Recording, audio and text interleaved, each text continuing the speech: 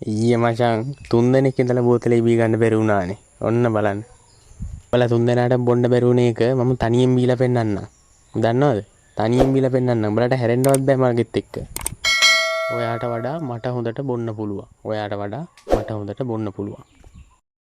You can drink me under the table. You can drink me under the table. ඔයාට ඒ වගේ වාක්‍යයක් සිංහලෙන් තියෙන වාක්‍යයක් ඉංග්‍රීසියට හරවලා කියන්න ඕන නම් you can drink me under the table. You can drink me under the table. ඔයාට වැඩේ කරගන්න බැරි වුණ එකට බල්ලා පලිද? අසරණ සතෙක්නේ. ඌට පාඩු ඉන්න දීපන්. මොකද ඌට තලන්න යන්නේ? බල්ලට තලන්න එපා. බල්ලට තලන්න එපා. Don't beat the dog. Don't beat the dog. අර අපි කියන්නේ එයාට ගහන්න එපා. Don't beat him. Don't beat him. තෙල් පොලින් දවස්වල මම තමයි හැමදාම පොලිමේ මුල හිටියේ.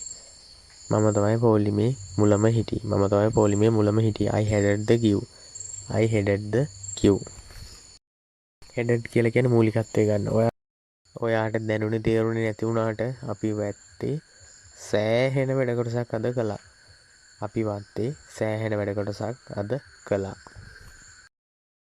We did a good job on the garden. We did a good job on the garden.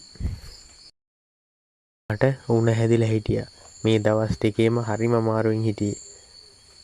කන්නත් බෑ, වතුර බිව්වත් වතුර බොන්නත් බෑ. මට උණ හැදිලා හිටියා. මට උණ හැදිලා හිටියා. I had gone down with fever. I had gone down with fever. Sorry පොඩ්ඩක් වෙලා ගියා. මට යත් එක පොඩි කතාවක් තිබ්බා.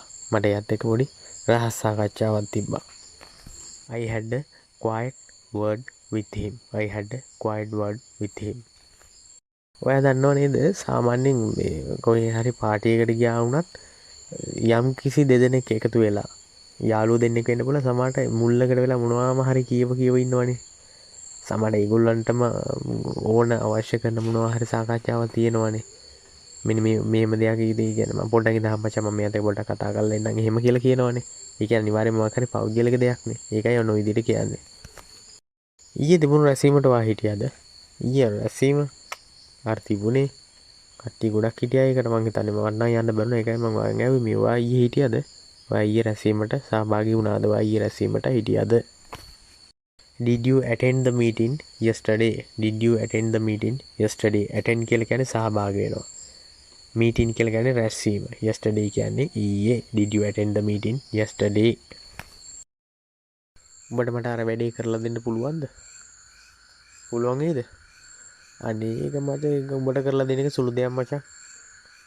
ඒ වැඩේ මට කරන එක සුළු දෙයක්. ඒ වැඩේ මට කරන එක සුළු දෙයක්. I can do it standing on my head. I can do it standing on my head. මේක නම් මාර ලස්සන පොතක් ඈ. මම මුලින් ඉඳලා අගටම කිව්වා. මාරම ලස්සන පොතක්. මම මීට කලින් මේ වගේ පොතක් කියවලම නැහැ. මම මේ පොත මුලින් ඉඳලා අගටම කියෙව්වා. I read this book from top to the bottom. I read this book from top to the bottom. From top to the bottom කියලා කියන්නේ උඩ ඉඳලා පහළට කියන එක. නමුත් මෙතන ඔයාලට තේරෙනවනේ පොත ගැන සඳහන් කරලා තියෙනකොට මුලින් ඉඳලා අගටම කියන එක. top to the bottom කියලා කියන්නේ සාමාන්‍යයෙන් මේ උඩ ඉඳලා පහළට කියන එක.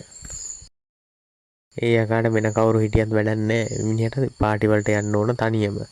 තනියම තමයි පාටි වලට යන්නේ. ඔහු පාටි වලට යන්නේ තනියම. He goes stag to parties. He goes stag to parties.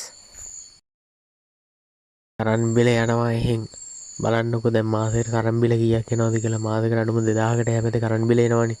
ඉතින් ඔය නිස්කාරනේ පත්තු කරන්නේ නැතුව ලයිට් නිමලා දාන්න. ඔය ලයිට් නිමලා දාන්න. Put out the lights. Put out the lights. Switch off the lights. Switch off the lights. මේ කියන්නේ light off කරලා දාන්න. එහෙම නැත්නම් light නිමලා දාන්න. අප්පෝ එයාගේ වයිෆ්ද?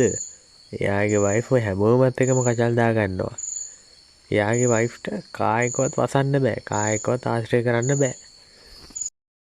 His wife can't get along with anybody.